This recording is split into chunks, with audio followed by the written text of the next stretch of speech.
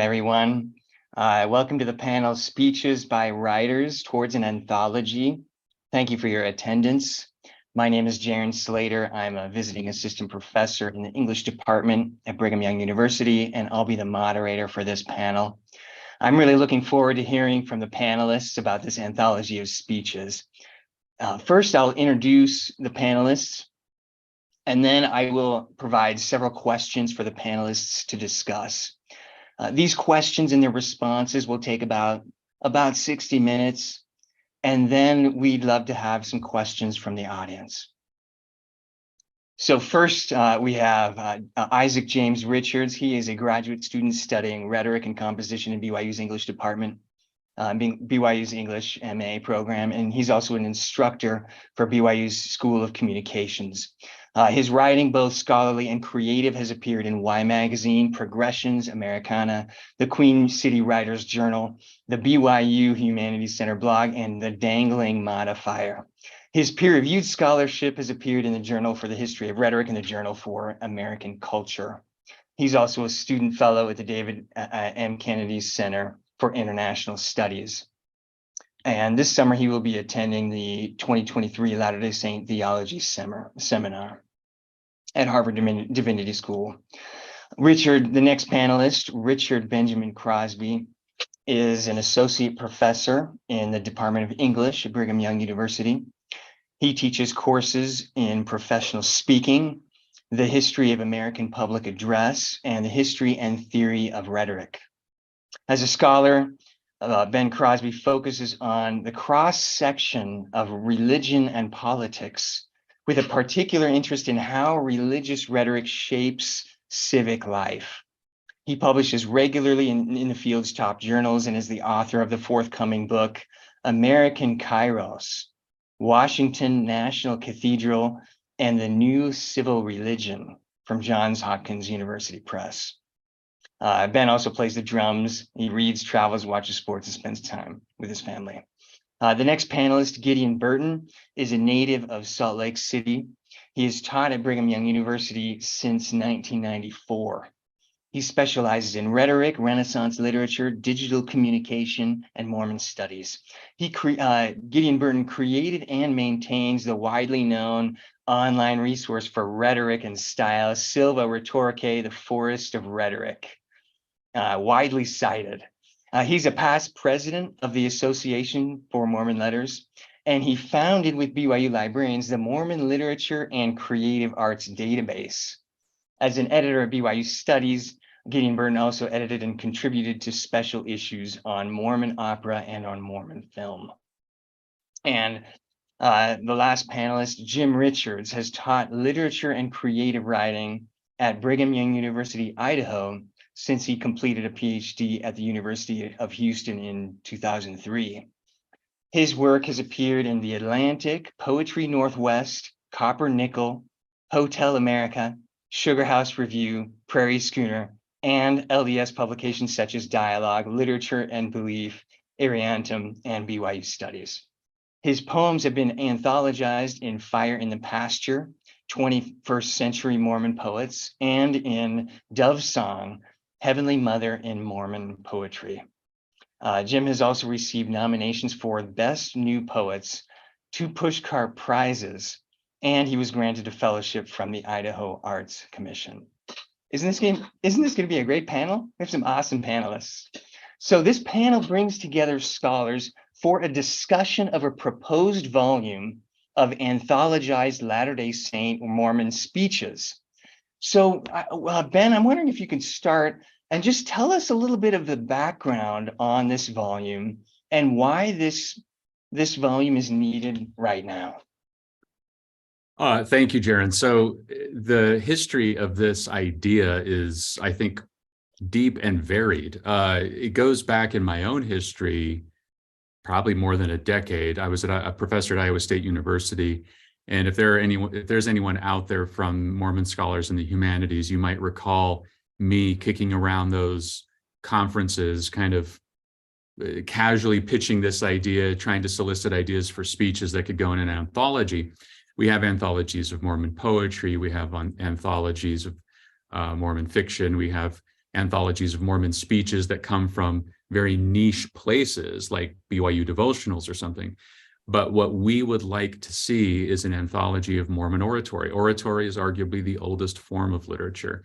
In my view, that's not even that really arguable, but it is a literature. And when you put speeches in a place, an archive where people can study them closely as literature, I think only then can you appreciate their power.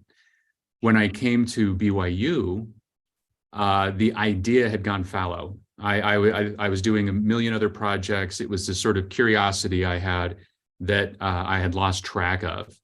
And I mentioned it very casually in a graduate seminar, and Isaac Richards was in that graduate seminar. Isaac, anyone who just heard his introduction will know that he's not a normal student. He's kind of a phenom. So I look at Isaac as a co-author and collaborator primarily. And I think he looks at me the same way. So he came to my office after that seminar and said, let's just do it. Let's just get it done. I'll do like the logistics and run logistics. And then, of course, discovered Gideon's been my colleague all these years. And it occurred to us, I don't know, a few weeks in, that Gideon is like the expert on this topic. And so he has generously agreed actually to write the foreword for this volume.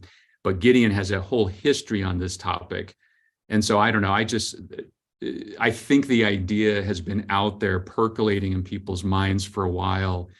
And I think now we finally have some will behind it to see it realized. Wonderful, thank you. Can we hear from a few other panelists, maybe Gideon or Isaac? What attracted to you to this project initially? Or Jim, if you want to pitch in. Gideon, do you want to talk about this a little bit? Sure. I was delighted to see that there was new interest in this, especially since years ago I taught a course in Mormon oratory at BYU.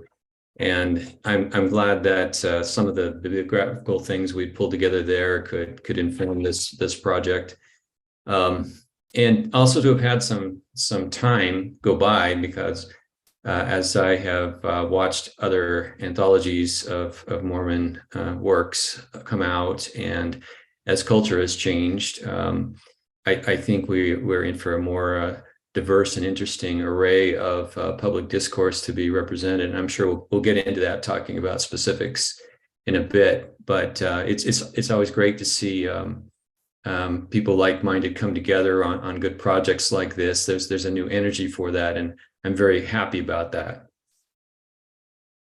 Awesome, wonderful. Weigh in just briefly.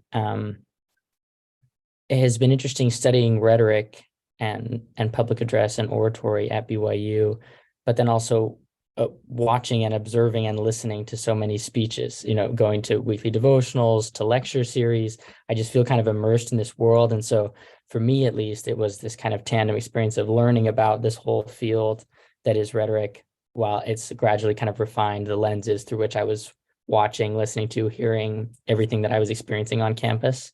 But as Ben said, I thought the idea was so interesting, when it came down to a question of bandwidth, I thought, I can be happy to just do the legwork, right? So I've been sending a lot of emails, doing a lot of research, a lot of the really basic stuff. No expert on the subject, but I find it fascinating. I've been grateful just for the opportunity to read so many interesting Mormon speeches so far, and the project has just been one thing that's been really exciting for me. Good. Excellent, thank you. Ben, I want to go back to something you said. You talked about this, you alluded to this when you were talking about the need for an anthology of oratory. You mentioned that oratory is a type of literature. And it reminds me of the ancient literary critic and rhetorician Longinus, who in his treatise on the sublime, or also known as On Great Writing, includes works of literature and works of poetry right alongside eloquent speeches. But today, for some reason, too often, eloquent speakers aren't always considered writers or literary figures. So I guess my next question for the panel is, how does this project, or how should this project define writer? And what is the relationship between a writer and an author? How does this relationship relate to eloquence? And what do we even mean by eloquence? Jim, can I ask you to start this one off? Sure, I'll take a stab at that. Great. I don't know that I'll even try to define, or to categorize, but I do think that in literature, you see this kind of anomaly phenomenon where if somebody performs very well, then they establish a remarkable reputation. I've heard people joke about poets who have, all you need are like 3 great poems to really establish your reputation. And then when you dig deeper, you realize there was some high level of achievement that was accomplished even rarely that can establish a great writer. And I think oratory lends itself to that too, where I'm hoping we'll discover some exciting speeches and deliveries in oratory, even if they were sort of a one and done or an anomaly, where you hear a voice share a message in a powerful and meaningful way that might not have been, remembered or studied or explored without an anthology like this to kind of pull them together. It's like going back through the one-hit wonders. There's such great songs, but then these people kind of deliver this great performance, and then what happened to them? So I think that this will give an opportunity for some of those voices, and I would say writers. Obviously, these are written texts who have delivered something very powerful, even though they may not have had a long literary career.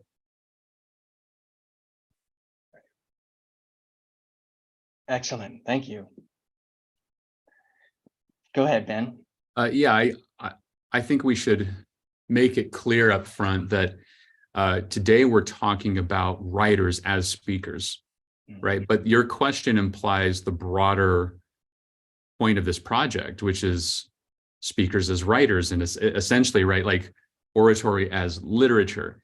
And what we would love to see in this anthology is a series of, I guess, categories or themes or concepts. So speeches by, it's not going to be hard to find speeches by LDS church leaders. It's not going to be hard to find speeches by maybe LDS, I don't know, politicians or educators. Those might be a little bit harder, but it's an important category that we'd like to consider is speeches by writers, speeches by Mormon authors, poets, fiction writers, or scholars who do a great deal of writing. And that's, of course, what this panel is about. But the broader project, this goes back to your first question, is much more expansive. And Jim just alluded to this. We believe this is a diverse tradition. That's kind of the assumption that we're going off of, is that Mormon oratory is a more diverse tradition than people might think. And so one of the points of this meeting now, and certainly one of the larger points of the project, is to solicit ideas from people. What are some great speeches by LDS people or Mormon people, LDS identified people, that are moving, that are those moments that Jim just alluded to, those moments that are really powerful, that if they don't get anthologized, if they don't get put somewhere, these people or the speech itself might drift off into obscurity. Yeah, your question, your comment about writers as speakers and speakers as writers reminds me of teleprompts, and you can't get away from that now, right? It's all one. Gideon, you had a comment, I think. I'm glad that Ben brought that up for a number of reasons. Well, the invitation for one thing. We would love to get suggestions. I was noticing on the live stream that Liz Busby is in the audience, and I know that she does one of the podcasts, the Pop Culture on the Apricot Tree, and so I'd ask someone like her, do we see within podcasting today an extension of Mormon oratory? Are there episodes of podcasts that have the same qualities to them that we value in oratory, at least to some degree? Ben also said that we have this very diverse tradition, and I think you can think about that in a lot of different ways. Diverse in terms of the demographics of Latter-day Saints and the larger faith tradition of Mormonism, traditions of Mormonism, I should say. And there's also a diversity of media. And we also have this weird kind of confluence of media. I wanted to briefly say something about this connection between writers and speakers. And the way I think about that, I mean, I teach LDS literature, and I think about the history of Mormonism in terms of the commitment to literacy that was there from the very beginning. And this is part of the Protestant ancestry of Mormonism, with great attention to reading and the Bible, and to self-expression, and in personal journals and stories of conversion and things like that. And as that grew within the Mormon tradition, this emphasis on literacy, it manifested itself in a lot of really interesting ways. The most obvious ways we think about speaking is in general conferences and other major religious speaking events.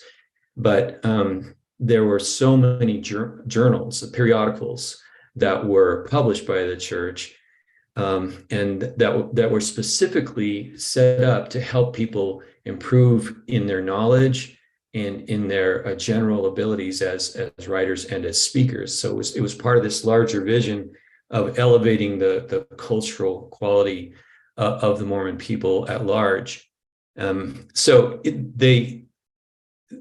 People were speaking and they were writing, and you'd see them switch those roles very readily. You have teachers who were speakers, and you have politicians who were writers, and you have a lot of crossover. So it's once you start pulling on that thread of literacy, it brings in a lot of different things, even if you want to start with public address and oratory. Mm-hmm. Yeah. Good. Isaac, do you want to add anything to that? The relationship between writer, how do we define writer? What's the relationship between writer, author, speaker, and eloquence? Yeah, it is an interesting one. I maybe just a couple quick comments. One of the difficulties that we've already encountered in working on this anthology are speeches from before recording technologies existed. So in the first century of our tradition, in the 1800s, all speeches that we have now from that period were transcribed and written down by someone, right? So we can't preserve today, with the BYU Speeches Archive, you get these audio, video recordings. It's interesting to think about the writers really who have enabled the speeches that were once oral performances and discourses that we don't have any of their delivery are now reduced to writing, right? Is a really interesting thing about some of these early speeches in the anthology. So writing essential there. But the other quick thought I've had is as we've researched some of these figures, I'm always just think it's funny to see what Wikipedia says these people are, because it'll come up with a one-word identifier, right? Poet, author, writer, scholar, right? And it sometimes to me demonstrates to me the arbitrary nature of some of these. Someone who I think of as a poet gets the author title, or academics who have published peer-reviewed journals in the sciences, right? They will often get the author identifier because they've got this trajectory of publications, but they're not writers at all in the sense of the Association of Mormon Letters would think of as writers, right? Who write literature, poetry, fiction. So those categories that maybe think about, writing as at its base, putting pen to paper in a variety of mediums and genres, but then more specifically, if we really hone in, who identify as writers, which is another interesting category. Excellent. Jarron, could I add one other thought to this question of who's a writer? Because again, I want our audience to know that we would invite them to think creatively about this question as well. And we'd love ideas for speeches that could go in this anthology, speeches by writers. But as Isaac just pointed out, this doesn't necessarily have to be someone who's a poet or a novelist. Epictetus famously said, "If you wish to be a writer, write." So my definition of writer might be anyone who writes. you know. Mhm. And then the rhetorical element of that, the eloquence element of that, now that starts to narrow it down a little bit, which is there a moment where this person who writes, this writer, addressed an audience, you know, oratorically, and moved that audience somehow? And that becomes a question of how we would define eloquence, which is another really difficult question, of course. And I think that also is a question that has a lot of arbitrariness, or any answer is going to have a lot of arbitrariness and subjectivity to it. But I think this is where we might point to some unique ideas about a Mormon eloquence or an LDS eloquence. I guess it's not unique, but an eloquence that distinguishes us, or that defines us in some way. Mhm. St. Augustine said, there's this great line near the end of On Christian Doctrine, where he says, make your life as it were a flowing speech. And so again, here I would define eloquence broadly. Not all great speeches are performed by a Daniel Webster or Abraham Lincoln-like character, right? There can be moments where the person giving the speech, it's not just good style, it's not just good content, but it's goodness. There's an ethos or a timeliness or a kind of, I don't know, a movingness to this moment that is powerful in some way. And if people are willing to submit ideas for this anthology, I'd invite them to think in those terms. I would love to hear their definitions of eloquence. Isaac and I set up this project in such a way that we want the people who are contributing to provide their own definition of what a great speech is, their own definition of why this particular speech is great or eloquent. We're not going to supply that definition for them. Think broadly, think creatively. Mhm. Gideon. Yeah, I think that we part of to try to answer that, what makes a unique Mormon eloquence. Mhm. It's a complicated question, and one of the things I think might be the easiest way to answer that is to look basically at what Mormons have done to build and sustain a culture of public speaking, because it really is a defining trait of our church and our faith tradition.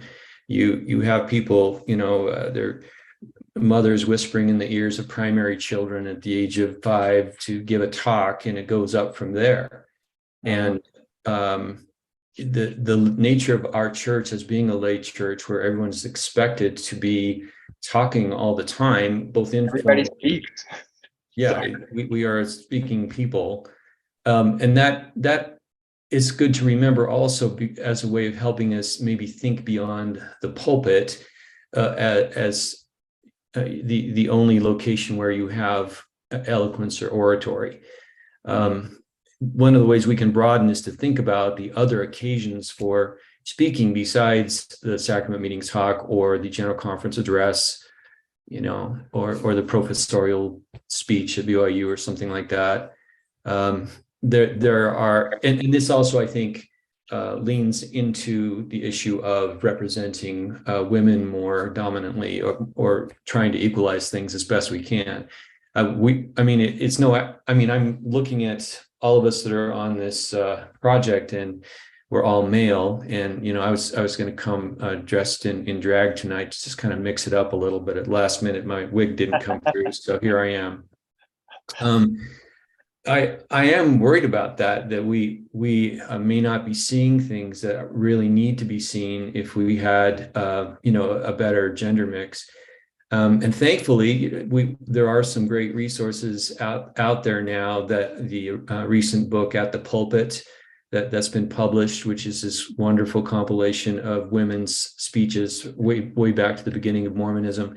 I want to use that the next time I teach Mormon literature. It's so, editors have gone through the hard work of finding and editing and pulling those speeches together. And maybe we'll draw on some of those for this project as well. It's really important to recognize, other voices besides the more famous ones that tend to be male and in kind of mainstream, or most common Mormon speaking events. Good. So the pulpit is not the only place for eloquence. It almost makes me wonder, like, why do we default to this and automatically think it has to be, from this one place or this one thing? Other comments about this? What is there a specific Latter-day Saint or Mormon perspective on letters and literature? If so, what is it, and how is that perspective different from the perspectives of non-Latter-day Saint or non-Mormon? How is this tradition or this perspective different? We've kind of touched on this question a little bit. Gideon? Well, I don't want to hog the time at all, but I would say that there is another way of answering this question. In the early 90s, there were two different presidents of the Association for Mormon Letters, Bruce Jorgensen and Richard Craycroft. Both of them were in the BYU English department, very good friends with each other, but they also sparred with each other. And they kind of argued over this issue of Mormon essentialism and, what is that? What makes something Mormon? There's a quote from Richard Craycroft's speech that I thought I would just mention, because he's trying to say that basically Bruce Jorgensen is saying, let's use hospitality as a metaphor for things that are literary and Mormon, and be welcoming to the other in this very broad liberal sense of things. And Richard Craycroft is more concerned about maybe preserving a rootedness in Mormon belief and respect of rank and file Latter-day Saint members who are not sophisticated people that can read difficult works of literature. And so the quote from Richard Craycroft, when he's trying to define a distinctively Latter-day Saint voice, he calls it the sensibility of the believing poet. And he spoke of the stewardship of the Latter-day Saint artist, and I think we could translate for these purposes to the Latter-day Saint speaker, as centering in, quote, a deep felt awareness of mankind's indebtedness to the redemption freely proffered by Christ, and of the power God has granted his children to sanctify themselves by overcoming the world. In such a reality, Latter-day Saints live, move, and have their being. It is their meat and drink. It is this covenant theology that has moved saints from 1830 to the present to flee Babylon, sacrifice the world, and cross the spiritual plains to Zion, forging en route an evolving latter-day mythos that becomes the soil, not merely a sprayed-on nutrient for the Latter-day Saint poet, close quote. So Richard himself is a very eloquent and charismatic speaker, and you just want to believe when he talks, and you can just feel his groundedness in faith in Christ and love of the Mormon church and its culture. And so he wants that to kind of be radiant. I think I'm a little bit more liberal than that in terms of big tent Mormonism. Let's let people that are not necessarily centered completely in the faith still have a voice in the larger conversation. It gets problematic when you start trying to measure, for example, the degree of somebody's testimony or loyalty to the church. We encountered this when we were creating the Mormon Literature and Creative Arts database, where we took an editorial position of trying to be as broad as possible. And just if anyone had a connection to Mormonism, there was, any serious connection to Mormonism, we would include them regardless of their current or past religious status. And, I got some angry letters from people. Someone said, hey, you're outing people as Mormons. And, they wanted to keep that part of their history hidden. And I'm like, oh no. Or there were former Mormons. Ina Coolbrith, who was really quite a good poet back in the 19th century, left Mormonism early and went on to some pretty good literary fame. And her family members contacted us and with basically a takedown notice because she hated Mormons and you can't put her in the Mormon literature database. And I tried to explain to her that, please think of this more in terms of being a cultural database than it is something that it aligns with membership in the church. I don't know if I satisfied them, but I think a lot of people in academia do make this distinction. It is a very useful one. Mormonism standing for the broader tradition. Other comments about that question, Jim or Isaac? is there a specific Latter-day Saint or Mormon perspective on letters and literature? Jim? One thing that comes to my mind is the all-seeing eye in the celestial rooms of our temples. And I think a lot of Latter-day Saint writers feel that all-seeing eye looking over their shoulder, this sort of cultural expectation of that you are a representative of something larger, and the concern and worry and inhibitions that come with wondering how your work is going to be received. And I think that in a lot of LDS writers creates a sort of struggle within themselves of trying to decide, who am I writing for? Am I writing for Latter-day Saints, or am I reaching a wider secular audience? And I think a lot of, maybe especially young LDS writers, think that's unique to them, and it can cause a lot of troubles and struggles. And so that might be one aspect of kind of maybe a common characteristic among LDS writers. But I do think that those who succeed in Latter-day Saint writing come to realize that every writer struggles with that, right? That they all are kind of feeling a cultural pressure within their own cultural identity, and feeling like a kind of a representative of something that's going to reject them if they don't represent well.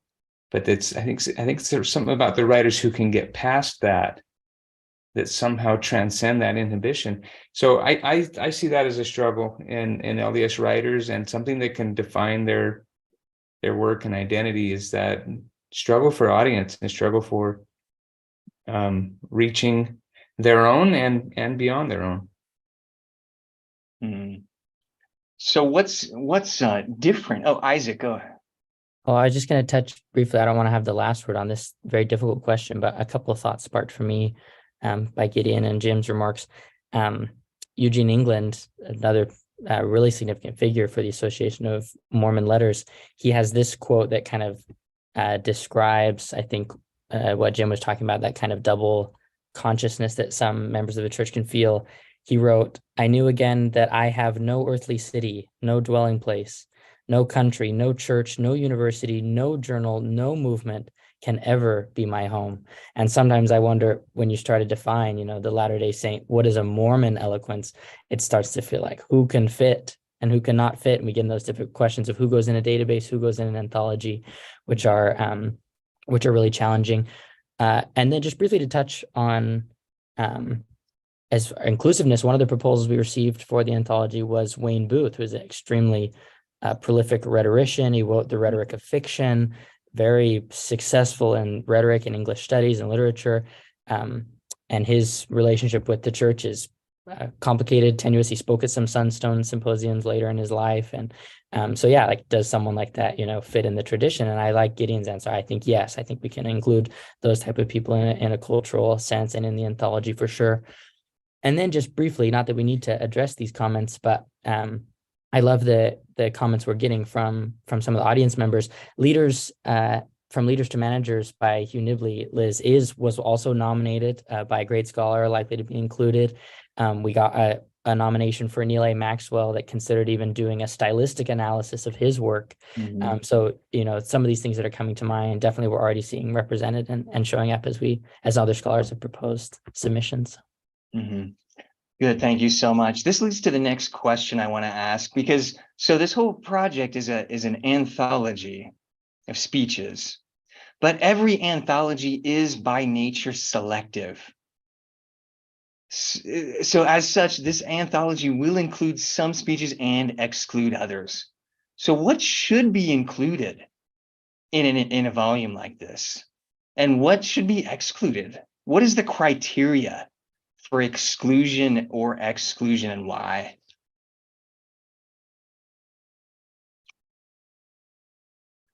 Let's start. Go ahead, Ben. I'll start there for a moment, Jarron. Partly, we don't want to answer that question because, again, we want to leave that up to the contributors. Now, that sounds like a cop-out, but I don't think it is a cop-out. We would like the tradition or the traditions of Mormonism themselves to provide that answer by submitting ideas. And we will evaluate those ideas based on the quality of the argument that the contributor makes. So if the contributor makes an argument that this person who was baptized at 8, but left the church with their family at 12, if the contributor can make a strong enough argument that this person is still has a unique sort of cultural inheritance, then we will consider it. And of course, we will also be looking at speeches by the great church leaders. This question of exclusion and inclusion, I think we're all in agreement here based on the comments I've heard from the other panelists, and I'll just add my own. We will err on the side of inclusion. We will err on the side of added breadth, added diversity, because we think that's part of what's missing in these existing anthologies of speeches, for example. And I think we're going to get to a question on some examples of potential speeches that we would love to include. So we'll get to that in a moment. But the question of inclusion and exclusion is really one I think we're largely leaving up to those who are interested in contributing to this project. Good. So it's based on, it sounds like the criteria is based on the argument that the contributors make. If they can convince us that it's a great speech, that it's an eloquent speech, then we will definitely do everything we can to convince ourselves that it belongs in the anthology. Right.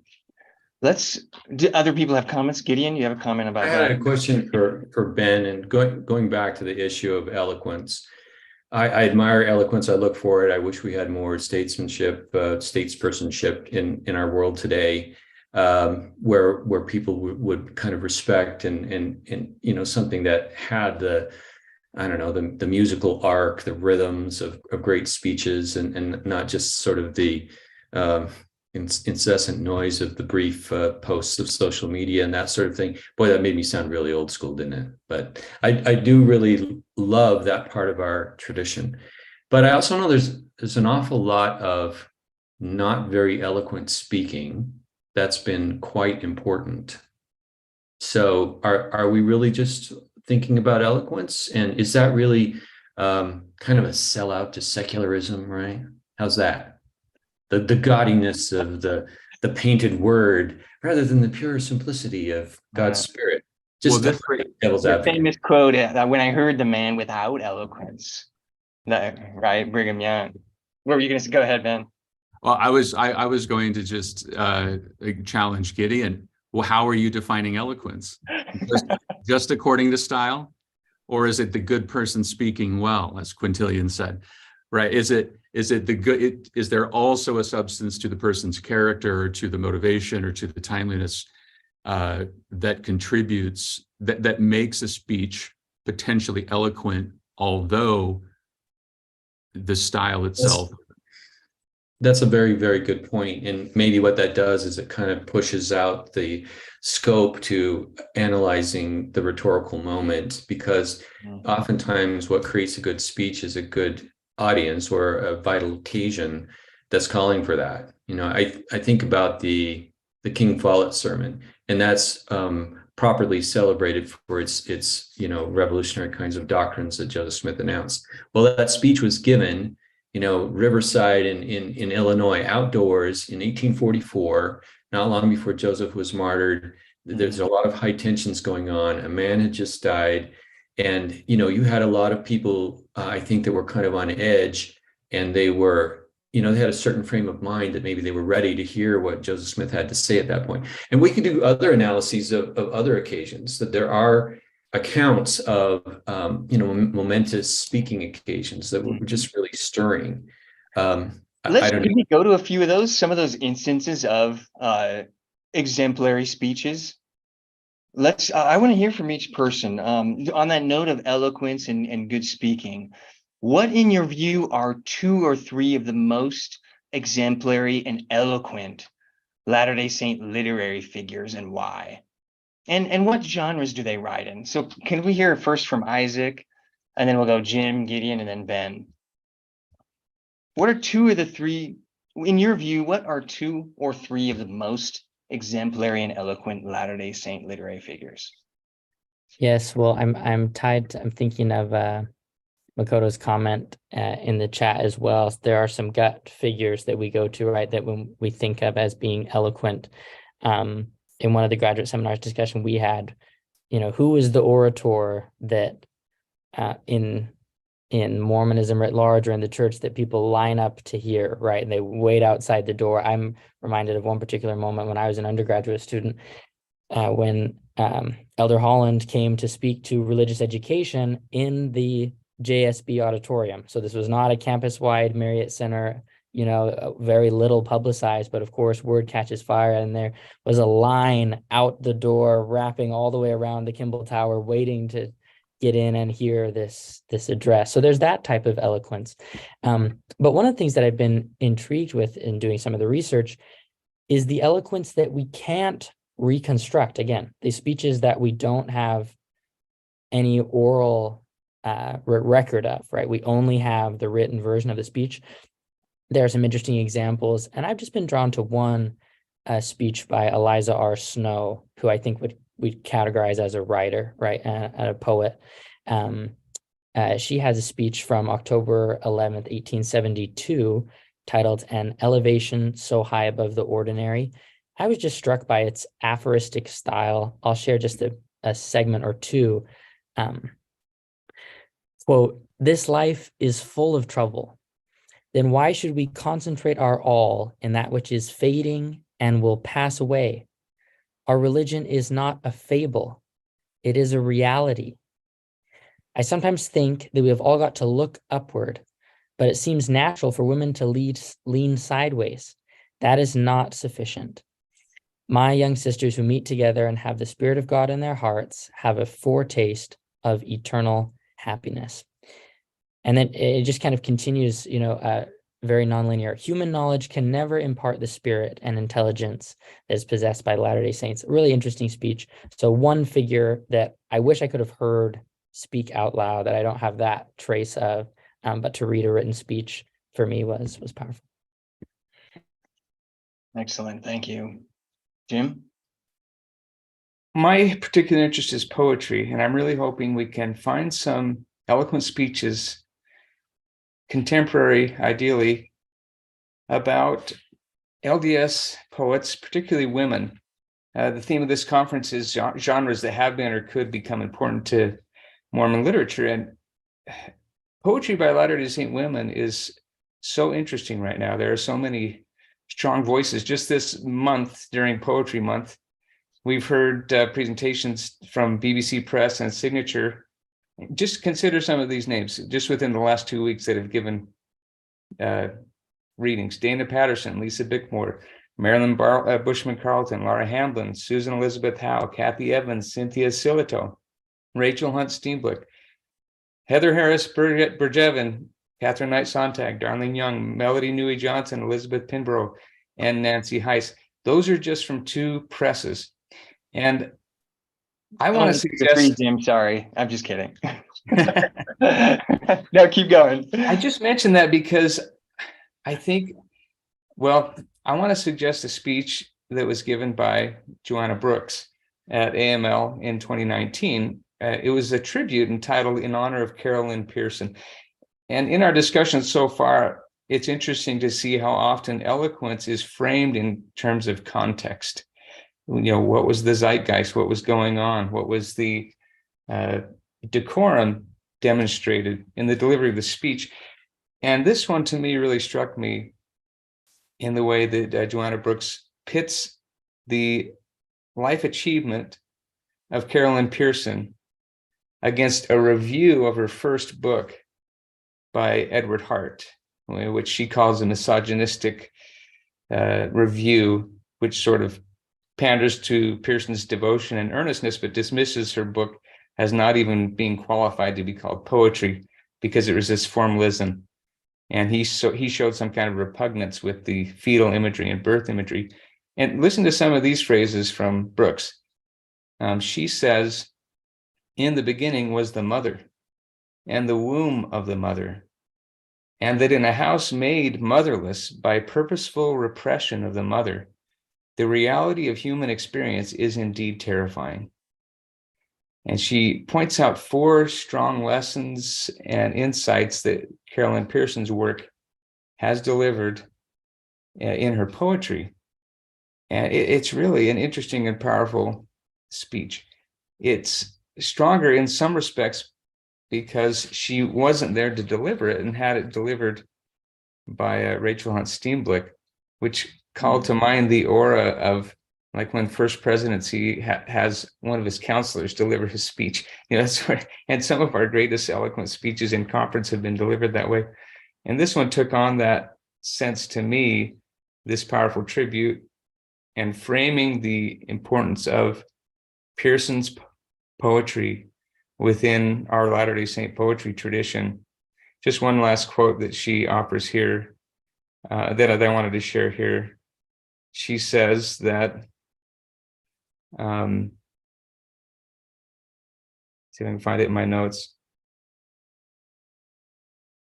Thank you, Carolyn, for being a mother of Mormon feminism, the mother of contemporary Mormon poetry, and for soothing and encouraging us in more ways than you will ever know. And this is a voice that I hope this is the type of voice that we can have represented and demonstrated in the anthology. Some of these deliveries that might have been overlooked, but that are really emphasizing a powerful contribution to Mormon letters. Thank you, Jim. Gideon, 2 or 3 of the most exemplary figures, excuse me. Eugene England was mentioned and should be mentioned again. He gave great speeches and wrote great essays, and there's just so much that we said about his general contribution. And I would also go back historically to Orson Whitney, who gave that famous speech in 1888 to the General Young Men's Mutual Improvement Association, where he said, "We will yet have Miltons and Shakespeares of our own. God's ammunition is not exhausted. His brightest spirits are held in reserve for the latter times. In God's name and by his help, we will build up a literature whose top shall touch heaven, though its foundations may now be low in the earth." And that's really considered the kind of patriarchal blessing for the home literature movement that took place after that. And he did his darndest to help realize that vision of making a Milton of our own anyway, in some of his poetry that he wrote. By the way, Jim, that's just awesome that what you're talking about with the poetry and what a tribute that was. And I so value that, and I hope we can have more poet sensibility and more talk about poetry and poets themselves represented, because that certainly is a very important part of this. But I didn't want to leave out the famous Orson Whitney speech. Thank you. Ben? 2 or 3 of the most exemplary and eloquent Latter-day Saint figures. So you're asking for 2 or 3, and I can give you 2 or 3. Isaac mentioned earlier that we've had several really, really good submissions already. And the deadline is open. There was a priority deadline that passed, but we're still accepting nominations. Hugh Nibley's speech, Managers to Leaders, was mentioned, which I think is a very powerful example of eloquence in a very LDS Mormon tradition. So that's one. The one that I want to highlight, though, that kind of comes from my own experience, my own thinking, is one by Tara Westover. It's a speech by Tara Westover. And this, of course, is a speech by a writer, someone who's explicitly very much a writer, who identifies as a writer, and more specifically, a writer of memoir. I think, speaking of genre, to stay on theme here, she is noted, she is celebrated, not just within our own faith or within our own tradition, but she is celebrated nationally and internationally now as this very powerful writer. of a very powerful memoir. So I became interested in this question of whether or not she'd given any speeches. So I did some Googling, and sure enough, she delivered the commencement address at Northeastern University just a couple of years ago. And it's a very powerful speech. This goes back to Gideon's point earlier. You know, what is eloquence? Is it just style, or is it something more? Is there something else going on? And I think this is a good example of the something more that's going on, because she begins the speech in a very tentative way. It's obvious that she's kind of unsure of herself. She admits to the audience that she's never spoken to an audience this big, not even close to an audience this big. And she, in a joking way, highlights all the achievements and all the distinctions of the commencement speaker from the year before, and how she doesn't even compare. There's, you know, on no resume and no comparison could she even compete with this other speaker. So there's this moment of self-deprecation and insecurity and vulnerability. And sure enough, she begins the speech in a really tentative way. But then she kind of gets going, and the speech becomes a very powerful message on who we are as people, who we are at our core, not who we are, not our persona, right? Not what's on social media and what's on Instagram, but the person that we always forget to appreciate and thank. And that's the person who carries us in our ugliest moments. You know, that person who's just carrying all the weight in our private, dark moments. That's the real person that you are. And she gets going with this message. And this is something I find that might be a defining element of a Mormon oratory or a Mormon eloquence. And it goes back to some points that people have been touching on throughout this conversation. We feel this obligation as Latter-day Saints and as Mormons to account for our Mormonness somehow, either to apologize for it or defend it or disclaim it, to run from it or to embrace it, to shout it. We're always negotiating that identity in some sort of public way. Not always, but so often we have this sense of, I don't know what it is, it's kind of an insecure energy where we feel like we have to account somehow for our identity as Mormons or Latter-day Saints. And Westover does this in the speech. And I think it's a very Mormon move. She disclaims her Mormon faith, right? She accounts for the fact that I left my Mormon faith. I no longer believe in my Mormon faith. She disclaims it 2 or 3 times in the speech. And then at the end of the speech, there's this incredibly powerful moment where she finishes, she gets the round of applause, and the chancellor or the university president, whoever it is, comes up and says, I bet you all didn't know that Tara Westover is also a singer, and we're going to invite her to sing a song. And so they bring her back to the lectern, and she says, you know, I mentioned earlier that I don't believe in my Mormon faith anymore. But when in moments in life, you know, when things get tough, I can't remember her exact language, I return to the hymns. And I think that tension is so quintessentially LDS, where even when we want to push the faith away, we know we can't wash it off completely. And then she, even in this moment, even this very public moment, sings. And speaking of, talk about eloquence. I don't know how we're going to define eloquence exactly, but if I think hymns can be so eloquent, she sings "How Great Thou Art," and I had no idea she was such a powerful singer. I mean, she wasn't just good; she was great. So there's this really complicated moment in this speech where she disclaims her faith, and then in this moment at the end, there's this beautiful, you know, sonic eloquence in which she appears to enact the faith, to reclaim it in some complicated way. And I think that's unique and powerful.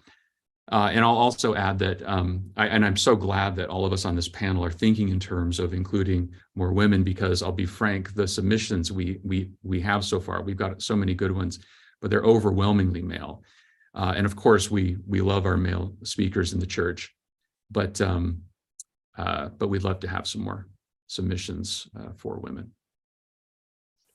Great, thank you.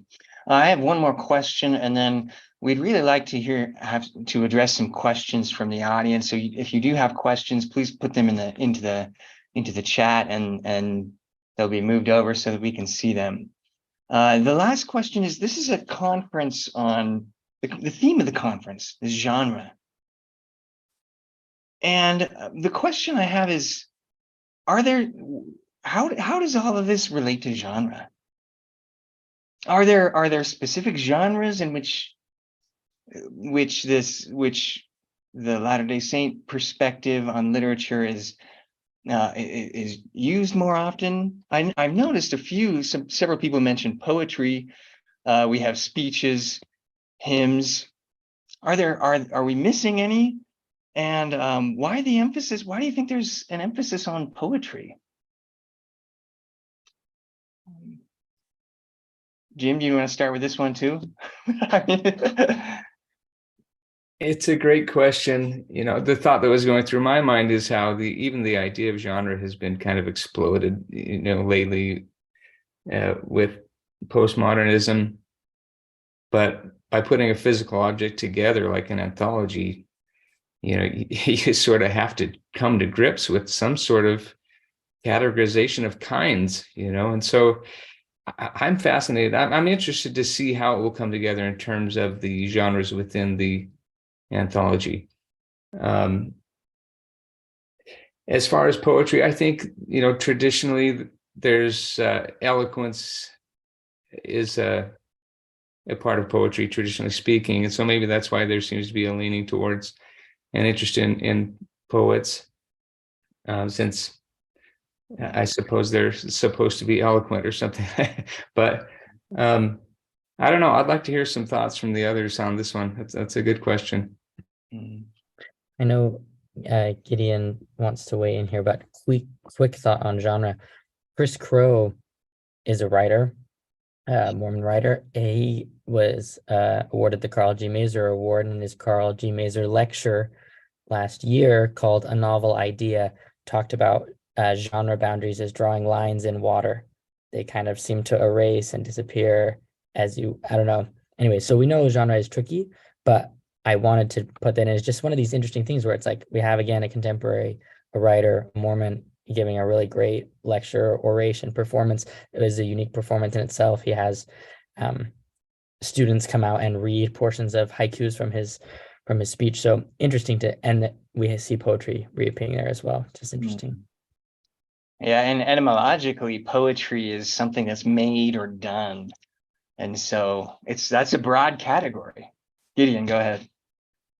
Well, I love that theme of genre because, for one thing, it enables certain kinds of conversations, and like the world of Mormon literature was really opened up by Neil Lambert and Richard Craycroft, who in their pioneering anthology, they talked about broadening the definition of literature to include paraliterature, genres that are not typically considered literary, not the basic ones like fiction and poetry and drama. And once we started looking at diaries and speeches and sermons and many other more Mormon genres, we realized that there was more material here than if we only looked at the most established mainstream genres. And I think it's also a way of helping to account for the diversity of Mormon experience, because a lot of times genres can be associated with types of events, right? We have the general conference talk, but think about the subgenres too. Like we understand something like the testimony at a fast and testimony meeting. Whether that qualifies as oratory is another question, but have you ever even facetiously talked about, well, there was a braggamony, or there was a travelmony, and some people will play a little sacrament meeting bingo and with that sort of thing. We are accustomed to the especially for youth rah speech, right? Or the Education Week speech. There are occasions you could narrow down and look at genres that are specific to those that really have their own minor traditions that go with them. And I would also point to there are genres outside of our Mormon activities that are well established, like political discourse. which, the church used to allow its leaders to be more involved in politics, and the church has become, wisely more neutral overall. But, we've had a lot of Mormons who have spoken politically. Joseph Smith had a presidential campaign, and we have suffragettes that made speeches, and we have people that have spoken on specific laws. Even more recently, Elder Oaks talking about religious freedom in non-Mormon settings. So there's political discourse, and there are other kinds of genres that go along with the specific medium, like the fireside. Well, the fireside has its own genre, but I was thinking of like radio broadcasts, and we could kind of just do a survey of Mormon culture over time and probably find a whole range of subgenres we hadn't even thought of. So, Rachel Helps. This is a question from an audience member. Rachel Helps says, "I'm curious about how the genre of oratory, I think she means Latter-day Saint oratory, has changed over time, like the way General Conference talks go seems kind of outdated compared to TED Talks, because there's the podium, there's that wall, and the microphone, whereas TED Talks, just the person, and that's it." And then on that note, Liz Busby has a few comments, not necessarily thinking conference, but Women's Conference has seen some attempts at more casual oratory. And Liz also says President Nelson's use of direct short messages with a challenge on YouTube is also an interesting change. So can you talk a little bit about how the genre of Latter-day Saint oratory has changed over time? Isaac? Yeah, go quickly here. I can't speak broadly, for the past 200 years, but really recently, in the past 4 to 5, there have been some interesting ones. When I arrived at BYU, my freshman and sophomore year, all devotional addresses were delivered from behind the podium, the lectern. And then in 2020, they made this interesting change to this circular stadium with a big BYU carpet. And now some speeches are given from the pulpit and others are more TED Talk walkie style. We get President Worthen walking with the microphone on his lapel, PowerPoints and videos in the background, a really interesting shift. And President Nelson, I think, really leading the charge in that respect, stopping mid-oration in General Conference to have a Book of Mormon video showed and then stopped. I'm thinking also of 2020, a video of him reading, a new declaration from the Sacred Grove. Really adds an interesting element to oratory, declamation, proclamation, and power of place. Back to this a specific place that we're giving this from, really interesting performatively. And then a funny side note, on my mission, I read all of President Nelson's conference addresses, but he was unorthodox early on. We have conference talks of him doing objects lessons over the pulpit, blowing on a piece of paper to hold it above, and it's making this funny noise in the microphone to demonstrate enduring to the end. He's holding his breath and trying to float this piece of paper above his mouth. And so interesting to see recently, we do see him to have more than just the classical stereotypical oration behind a lectern with multimedia and a variety of different things coming into play. Yeah, I appreciate that comment, Isaac. It reminds me of President Nelson's a few years ago when he gave that YouTube challenge on, and Liz mentioned this a little bit, the YouTube challenge on gratitude, and he prayed, recorded a prayer, of himself and prayed and that was it, and then he asked us to, talk about what we were grateful for. So yeah, definitely. Gideon, do you have a comment about that too? Yeah, this is such a good question, and there have been all kinds of interesting new ways. It's nice to see the development happening. One of the major shifts early on was when speeches you had public address systems, so you had amplification, and that really shifted the style of oratory. So just think about that. If you're in the Salt Lake Tabernacle and you're trying to, even though it has good acoustics there, you're trying to be heard in the back row, and there's no microphone, you tend to be more dramatic, and there's more of a histrionic. It's more of a broad and stylized sort of address. And once you start having microphones and people can whisper into the microphone, well, I don't know that they do that, but there's some subtleties that are possible. A whole different, a less theatrical style happens. There's also been the change in delivery. Sorry, this is exclusive to General Conference, but that's kind of a touchstone for a lot of these things. When they started to broadcast a General Conference, then it started to regularize the length of the speeches. See, back in the day, the speeches they didn't even know if they're speaking. They'd just show up, and Brigham Young would look over and say, "Go up and speak now." And there was one instance, and they didn't give him a time limit. So there was one General Conference where Orson Pratt was the first speaker and the last speaker of the entire session.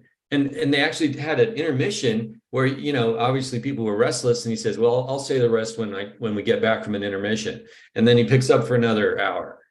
And so we just don't have that anymore. There's a very different style in the speaking that church leaders do on a local level versus the general level. And a lot of people have noticed that. And that was something, it's just become more formalized over time. Although I must say that some of these digital tools and multimodal approaches have brought in a welcome informality to some of that as well. But great question. The styles and the subjects change with how and where they're presented. Great, thank you. Thank you very much. Other questions from the audience? Other comments about the history of oratory? Ben? Yeah, I do think it's interesting how evolution in genre parallels evolution in technology. Technology seems to drive oratorical genre, but what's interesting about oratory is that the old ways never really go out of style. I mean, still a traditional public address is still very much a deeply appreciated thing. And I think this is probably the case with writing too. I don't know if it's as much the case. I mean, I don't know how many people are writing Shakespearean sonnets now, but if you look at the history of declamation and oratory, there are a lot of speeches that, of course, we wouldn't hear now. The style's too high, maybe it's too pretentious. We're not going to hear anything in the U.S. Senate by, there's a comment on Gideon, people writing sonnets. I write sonnets too, by the way. I'll just add, I'm sure they're not as good as Gideon's. But we're not going to hear Daniel Webster so much, or Calhoun or something like that in the Senate anymore. But the idea of someone just standing up and giving a talk is still a very powerful thing. There will be evolutions based on technology. I think that will always be the case. But one reason I'd love to see this anthology is because the art of just giving a talk to a live audience in the moment remains a very, very powerful, moving art form. Mm-hmm. And I think many of the examples we've looked at today are proof of this point. These writers who we've all cited, who have given speeches that have, we know, undoubtedly inspired other writers to do more writing. That art form is just, to me, so timeless, and I hope we can capture that in this project. Yeah, excellent. Thank you. There really is something about a live performance that's better, that's different than watching a recording. Thank you. We're about out of time. I just want to give the panelists a chance to say any last words, any other comments you have for the audience, and I know I'm definitely looking forward to learning more about this project, and I really appreciate the time we've had. Last comments, Gideon, and then Ben. One thing that hasn't come up that I would comment on is that there's been a lot of thought about how Mormon speakers have been moved upon by the Holy Spirit. And this is something that, it's hard to pin down, and it's sort of is outside of the normal tradition of rhetorical analysis. So there are plenty of Christian speeches and sermons that you can look at. But this was actually something that was really thought about a lot in early training of missionaries and trying to help them to be better preachers, because they were more preachers back in the day. And some of them reported feeling this through the practice of trying to speak by the Spirit, what they would describe, they use the word liberty. We might use the word flow today, where they kind of got into the flow and they felt the Spirit and they felt at ease. I don't know, it's so critical to our religion, this idea of being inspired by or helping to communicate the Spirit, that I don't know quite how to deal with that in an anthology like this, but I think it really is important to acknowledge that, there's this genuine charisma that we seek and that we respond to. I think when we talk about eloquence within this little community, maybe it has that little kind of halo effect of being imbued by the Holy Ghost and not just a, really good with words sort of thing. That was my last comment I wanted to make. Thank you. Ben? I love that comment. And I think that is an important and elusive principle to try to capture in this anthology. What's unique about a Mormon oratory? What's unique about a Mormon eloquence?